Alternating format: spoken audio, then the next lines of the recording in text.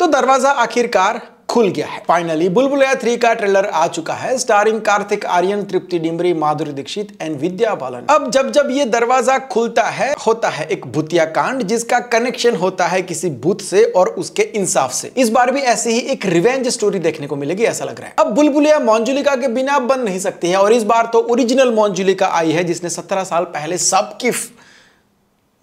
सबको बहुत ज्यादा डरा दिया था। उसका वो आमी मंजुलिका वाला डायलॉग भी रिक्रिएट किया गया है। बस ट्विस्ट ये है कि इस बार एक नहीं दो मंजुलिका है। अब एक मंजुलिका भी भारी पड़ रही थी, अब दो यहां पर है, तो मैटर भी ऐसा डबल धमाल वाला होगा ऐसी उम्मीद है। ट्रेलर के अकॉर्डिंग प्लॉट की बात करें तो कहानी है रक्तघाट नाम की जगह की, जहां पर सालों पहले राजा महाराजाओं के टाइम पर सिंहासन की लालच में हो गए कुछ ऐसे काम जिसका असर आज तक, सदियों से आज तक दिख रहा है। कुल मिला के उस टाइम के राजा महाराजाओं की गलतियों की सजा आज तक भुगत रहा है ये रक्तघाट। यानी कि हॉन्टेड होगी ये जगह। बुलबुलैया के आइकॉनिक दरवाजे के पीछे ये पूरे मैटर को समेट के रख दिया गया होगा, धागे में लपेट के भूतों को सुला दिया गया होगा, बंद कर दिया गया होगा और फिर किसी रीजन से ये दरवाजा खुल जाएगा और वो सोए हुए बाहर आ जाएंगे।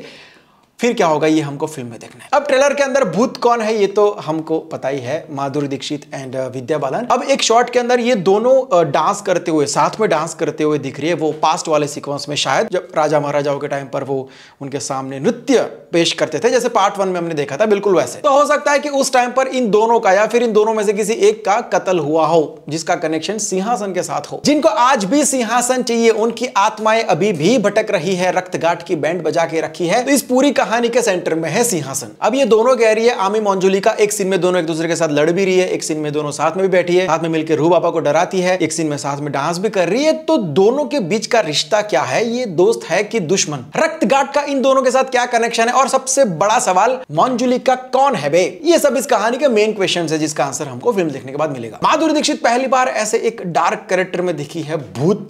माधुरी दीक्षित ऐसा कभी सोचा नहीं था, तो माधुरी दीक्षित के फैंस के लिए ये एक नया एक्सपीरियंस रहेगा। बाकी विद्या बालन तो है ही ओजी मंजू, तो उनको इंट्रो की जरूरत है नहीं, लेकिन हाँ उम्मीद है कि ये वाली मंजुलिका पहले वाली से ज्यादा ब्रूटल और भयानक हो। बाकी रूह बाबा यानी कि कार्तिक आर्यन वही मस्ती मजाक वाले अंदाज में है, भूतों के साथ को लेना देना है नहीं भाई का, लेकिन लड़कियों के चक्कर में भूतों की गोद में आके बैठ गए हैं। तृप्ति डिमरी के किरदार से इनको प्यार है और मुझे लगता है कि इसी प्यार के चक्कर में ये भाई साहब ये दरवाजा खोल देंगे किसी न किसी रीजन से। और तृप्ति का किरदार यही राजा महाराजाओं वाले परिवार से बिलोंग करता होगा शायद। कुल मिलाकर रूह बाबा वर्सेस 2 मंजुलिका होने वाला है। कहानी इंटरेस्टिंग होगी ऐसा लग रहा है। ट्रेलर के अंदर तो बहुत धमाल दिख रही, साथ में कॉमेडी लेजेंड्स राजपाल यादव, संजय मिश्रा, विजय राज, अश्विनी कालसेकर, राजेश शर्मा जैसे एक्टर्स है, तो फन पार्ट में भी मजा आएगा। नेटफ्लिक्स चालू कौन की यारे साला was the best funny moment for me in this trailer. और मजनू भाई की आइकॉनिक पेंटिंग भी देखी मैंने। मजनू भाई और उनकी पेंटिंग्स कहां घूम रही है। कार्तिक एंड तृप्ति डिमरी की केमिस्ट्री साथ में अच्छी लग रही है, दोनों फर्स्ट टाइम आ रहे हैं स्क्रीन पर साथ में,